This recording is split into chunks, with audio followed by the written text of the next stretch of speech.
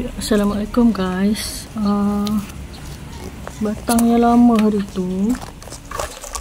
Ya lagi dua ni, saya akan potong juga. Tak payah sayang-sayang lah.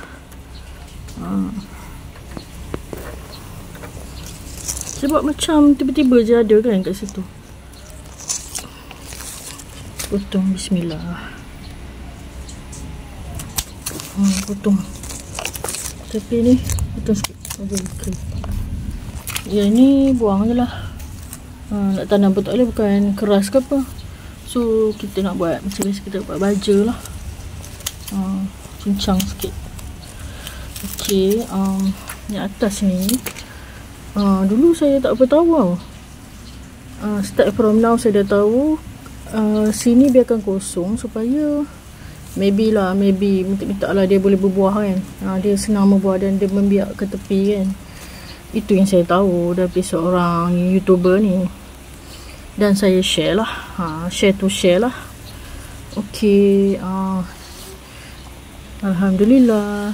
Dia ni. Dia dah memucuk namanya. Memucuk. Okay guys. Ni dah 5 kesian sangat baru satu korang. Dah lah saya suka makan. Tapi ni 5 kasturi setahu saya. Tapi dia memang lambat lah sangat. Tapi sabar. Okay guys, itu je nak cakap cara saya pruning my pokok. Saya rasa 5 kasturi or limau nipis ni. Tengoklah nanti. Sebab saya tengok jiran saya dah berbuah dah pokok. Saya memang perlukan pokok limau. Perlukan juga pokok limau. Jadi saya bukan pandai tanam pokok lain, cili banyak ke. So saya akan ni lah, memang saya akan tanam lah pokok limau. Okay guys, bye. Ini pun pokok sejenis pokok limau, cuma tak tahu pokok limau apa.